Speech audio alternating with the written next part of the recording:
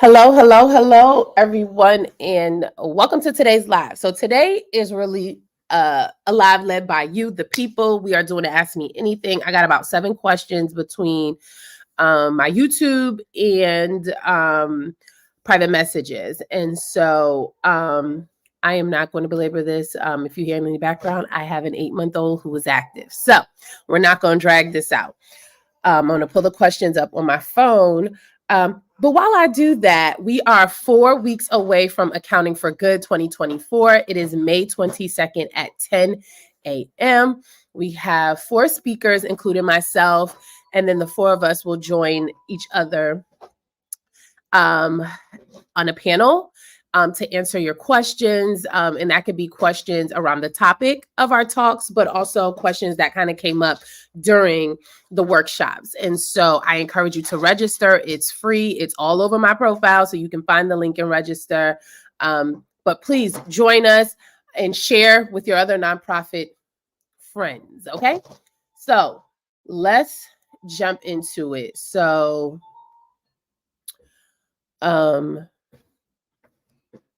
let's see. Why is now? Yeah, I didn't email. Oh, okay, here we go.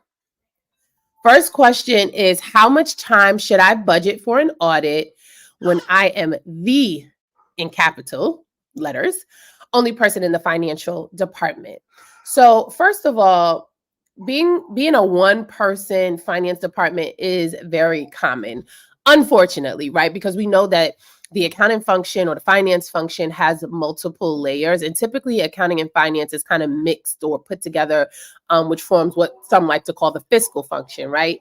And so having one person manage a process A to Z, one, just isn't great, right? Because we like to implement some segregation of duties, some internal controls, but also it's a lot of work for one person depending on the size of the organization. Now, from the way this question was worded, I'm going to go out on a limb and say it's a lot of work and that they're not a small organization. And so in that case, I have seen things. I am, as a matter of fact, I am still a part of an audit that's been going on for easily over a year, right? And so, but what I will say, I don't want to scare you, that is not common.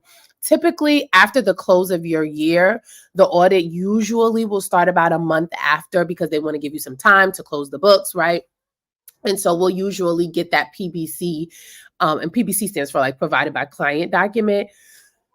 Excuse me, within that month, where we know kind of what they're going to be requesting. We can start to gather those things. And then as far as the actual audit period, that is going to vary as to, excuse me, how quickly you can get over documents to the auditor, how quickly they respond, and honestly, how tight your operations are. Because I find the faster we are in responding, getting things over and things like that, they move swiftly. Right. And so I would say at the very least, you want to give yourself about like 3 months. And that may seem excessive for some, but you want to give yourself a little extra time just in case. We also typically will recommend that clients just go ahead and file the extension just so that there's no stress to get the 990 filed. It's like you have some time.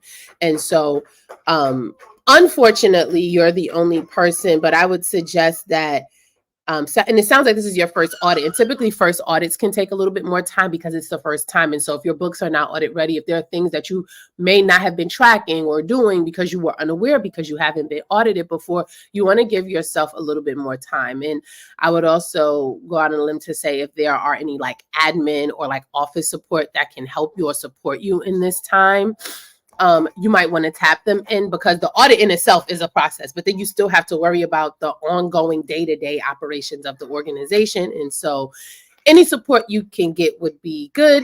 And so 3 months at the very least. All right, second question. What's the most effective chart of account setup for a church that has multiple departments and overall operations? We definitely need the ability to drill down, but keep a clean statement of activities, like you said. Any advice? So this question is worded a little weird, but So they run a church. They want to have a clean clean statement of activities, which is also, your profit and loss, your income statement. But they have different or multiple departments that they need to track. So typically with a church, you are not having to file a 990 that indicates, right, your functional expenses. So in this case, and we're going on a limb to say they're using QuickBooks Online, you can use classes to track your departments. And so when you go to classes, there's the ability to create parent and subclasses, because he or she, I'm not sure, mentioned that there are branches that stem from the department. So you can set your classes up. You can set your classes up as the departments. And then whatever those branches are that are stemming from these departments can be set up as subclasses. And that way you'll be able to run your P&L or your statement of activities by class. And then you can collapse or expand depending on how much information you're needing to see for the period. And so don't make it rocket science, right? And so typically we would suggest the nonprofit use classes for the functional expenses. But if you're not your church, and I'm only saying this because we work with churches as well, they don't report on functional expenses.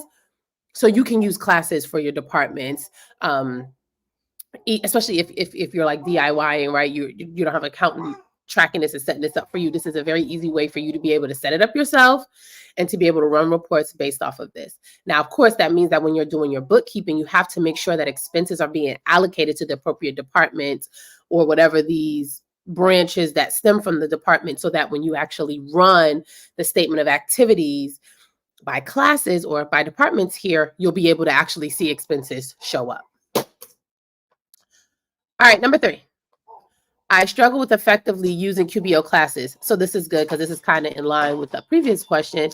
It says, when I run a P&L by class, it shows all classes, even those that have been marked deleted or inactive. My report gets so wide that they're hard to read. How do you address these situations? Okay. So number 1, if you've deleted a class or an account, what I do like is that QuickBooks Online does make it inactive. It doesn't fully get rid of it. However, if you are running a report that covers a period that includes that account, then yes, because what is it going to show, right? So if you had a class called, I don't know, dance team, right, for 2022, when you run the P&L by class, you're going to see dance expenses that will apply to dance team. Now, let's say for 2023, you're like, we don't have the dance team anymore, so we are going to delete it. Then that means that whenever you run 2022's P&L by class, you still will see those expenses that have been allocated to dance team, and it'll indicate, right, that class is inactive. However, if you were to run the P&L by class in 2023, you won't see it at all. You have to remember, we have to keep an audit trail. We can't just delete and want things to just go poof, be gone, right? There is still a responsibility to accurately account for things. And so unless the expenses didn't belong to that class at all, and it's like we got rid of that class because it wasn't even a thing, that's different, right? However, if it was a thing at one point in time, but let's say it's not now, you do want to retain that historical data. And so I honestly think that that's a great feature for QuickBooks, that it doesn't get rid of it. You can still run a report and see what it did in the past. However, in the future, it's like, we don't use that anymore, right? And the same goes for chart of accounts as well. They don't delete them, they inactivate them. But if you had an income transaction or expense transaction that had previously been applied to that, then yes, it will show that this account was like deleted or inactive. However, during that time period, X amount of dollars was allocated here. So if you're running a report and you don't need to see that anymore, then yes, you're going to have to do some manipulation by collapsing. I mean, the software does a pretty good job. However, sometimes when you export, you might have to do a little grouping, filtering, and things of that nature. And so you want to make sure that you're only presenting information that needs to be seen, depending on whatever it is that you're doing, right? And so I know that a lot of times when you run a statement of activities by class, depending on how many classes you have, it can go long, right? And so one, you need to ask yourself, one, do you really have all of those classes? Because sometimes we could get real carried away, right? So one, you want to know that. But two, you also want to ask yourself, are all of do I need to see all of this for whatever thing I'm reporting on, right? So if I'm just trying to put together a report for 3 programs, then when I run a P&L by class, one, you can customize, right? So you can filter by only the classes that you want to see. So there's a nugget there. But also, let's just say you didn't do that and you ran it for all, collapse, group, filter, delete in the report, right? Not in QuickBooks.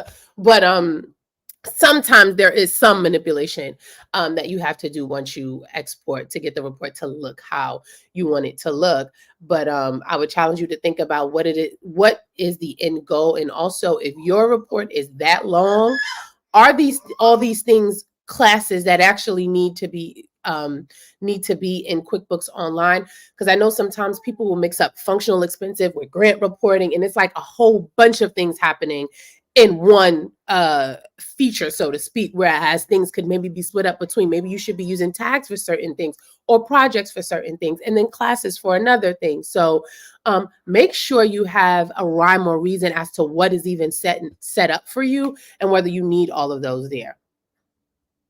Okay. Let's see. Next question. Do I need an income account? Do I need an income account for all my sources we track? Okay. Now the word in there is a little funny. However, I get what they're asking. So they're pretty much saying for all of the sources of income that they have or need to track, do they need an income account for all of those things? The general idea is yes, but let me explain. You want to have an income account high level for all the types of income sources, right? So, for example, that could look like corporate and foundation grants, corporate sponsorships, individual donations, right? Donations from other nonprofits, right? You want to think about where are all of, or what type. Hey there, are you taking questions? Yes, I'm taking questions from here as well. So if you have a question, drop it and I'll answer. So one, you want to know what are the different sources that your nonprofit has as far as income related, and that will determine the different categories. Now, typically when we first start working with an organization, one of the very first things we do is we look at their chart of accounts because we like to see. Now, something I've noticed that organizations do, which I don't suggest, is like for example, if you are mainly grant funded, it's like each grant is shown as an income account. That is a no-no. We don't want to do that. We don't need to see Clorox Foundation, Poland Spring Foundation, Beech Nut Foundation, right? We don't need to see all of that level. Now, y'all, this is the thing that's on my table: baby food, Clorox wipes, and a Poland Spring water. We don't need to see that level of detail. However, what do all these things have in common? Let's just say they're all corporate grants. So we're going to have a corporate grant account. So when the funding comes in from those 3 sources, the income account that it goes to is corporate grants. However, if I was to click on corporate grants for January 2024, and I saw that you got a grant from each one of these, in that detail, I should be able to see, oh, you got X amount of dollars from Beech Nut, you got X amount of dollars from Clorox, you got X amount of dollars from Poland Spring. And so the answer is yes, you want to have an income account for the different funding sources, or funding types, maybe is a better word. However, you want to be careful not to crowd it, right? So you want to think high level of all the categories, right, that you receive income in, and those are the different types of income accounts that you want to have. Okay. Next question is number 5. Will QPO, now if y'all have any questions, if you're watching, drop them, because after this, I have 2 more questions, and then I can get to any questions that come up live. So will QuickBooks Online run a statement of functional expenses, or is it just a statement of activity by class? Yes, it is a statement of activity by class. However, that's if you set it up like that. Let's be clear. So we suggest using classes to track functional expenses. So at the very least, there should be 3 classes: admin or general admin, whatever you want to call it, fundraising, programs, right? And so that way, when expenses are coming in and you're recording them to the proper chart of account, you're also putting it to the proper class, right? Is this programmatic? Is this fundraising? Is this general admin? So that when you then run your P&L by class, you get to see a statement of functional expenses. Now, of course, you can export and, rename it. Or I think there, at least there used to be the option to kind of like rename the report in QuickBooks. I'm not sure if they still let you do that.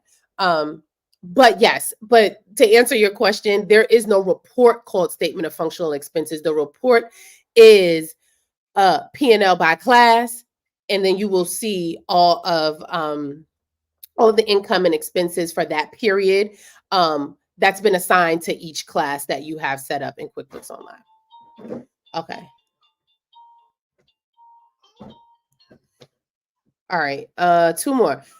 Okay, good pancake. I see your question. I'm gonna take a beat from the last two I have here, and I'm gonna answer your question. The question is, aspiring bookkeeper here. I'm looking to make nonprofits my niche, but I've heard it's difficult to start. And is that true? That has not been my experience. But what I will say is that I don't believe it's difficult, but it is different. And so the way you account for things in the nonprofit space is very different than how you account for things in the for-profit space. So if you want to work with nonprofits, it's very important to get educated and to understand those differences so that you don't make a mess of the books when you come into the space. There is a misconception that nonprofits don't pay. There's a scarcity mindset where it's like they don't have money, can't hire, don't pay well. That is not true. Of course, there's different levels to these organizations. You have grassroots, you have really large organizations. So you have to determine, and then you have different types, right? So you have to determine those specifics as far as like size and type of organization that you want to work with. However, what we found is that there are a lot of organizations out there that actually need accounting support and either don't want to or don't have the capacity to hire internally. And so they look for bookkeepers, controllers, accountants, CFOs that they can hire in an outsourced capacity or on a consulting basis. And to be honest, I've been told many times that they're far and few, that there aren't many that work in this space. And so I say, if you are skilled, please come on over. You never stop learning, right? We do continuing education, right? But there are organizations that need our help. And so not difficult, but different. And it does require typically some continuing education, learning and development on our end. Okay, next question. How can the board and senior leadership team better understand and engage with financial matters? Ooh, this is a good one. So, first of all, typically, depending on the size of the organization, the board normally has like a finance committee, right? And so that finance committee should be meeting on a consistent basis. They should be completely well-versed in the organization's finances and going ons, right? And so that's first, right? So that's how by nature, if the board has a finance committee and they're doing that, and that finance committee is then also communicating with the rest of the board about the finances, that's one way. But when we start talking about the senior leadership team, number one, leadership team inclusive of the CFO, whoever is the head of financial matters, they should be part of that meeting. So there should be a consistent, I say weekly cadence of where the leadership team is getting together to discuss important matters of the organization. Now, when it gets to my turn, let's say, right, and I'm CFO or I'm controller, I'm going to be talking about the financial matters of the organization. And at that time, you can ask questions. I can help educate you. I can help you understand why we're making certain decisions or why we're saying, no, we can't go after that grant, or if we're going to go after that grant, this is what it requires. Y'all, I am so sorry if you hear this banging because my baby is going ham, but she quiet. She ain't crying. But yeah, so that's one way, right? Because I can right there on the spot assist with the questions you have. I can answer them. I can help you understand what we're doing, why we're making certain decisions. I can help give you the context to certain things, because a lot of times you don't understand the financial matters. And it's like, if I am not an accountant or a bookkeeper, it's like, keep that over there, right? And so, but unfortunately, that doesn't work in an organization, right? We have to be collaborative. And so the best way is for there to be, for leadership to foster that community and that collaboration, ask questions, get them answered, right?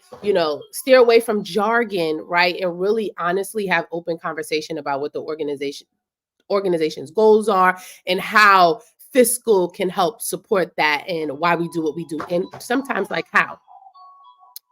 I also say too that in some cases it might even be worth it for the board and the leadership team outside of the CFO or whoever is leading the finance function to work on financial literacy as it relates to the organization, right? Understanding certain core principles, right? It's not go back to school and become an accountant, but I mean, do you know what a P&L is? And if not, then maybe there's some trainings and some developments that we can do. Like we sometimes will have training opportunities for board members because we know sometimes they get the financials and they're like, what is this? Like, what should I be looking at? What am I looking for? How do I know when I look at this organization in good standing? Is it not? And so we assist with that, right? And we show up to the board meetings, we answer the questions, and it helps them to understand better. And then as time goes on, they start to ask better questions. They start digging into the details, right? And so you have to foster that space of people feeling comfortable to ask questions and for lack of a better term, like, because some people think it's stupid. It's like, ask that stupid question or that question you think is stupid, right? And me as the person that can answer, not making you feel bad when it's time, when you ask. All right, last question. Unless someone has the question live, drop it. All right, how can we improve our financial processes to increase efficiency and transparency? Another good question. I always say that good, clean, clear financials is one way, right, to be transparent. I know as a reader of the financials, as a donor, I know where you got your money from, where it went, what was restricted, what was not, right? Because when I look at the financials, or let's say I look at your 990, it is all there and it's clear, right? That's one way to be transparent. But I also say, typically we say that like financials shouldn't just be like a secret, if I'm sending out monthly financials, right, it's not only going to go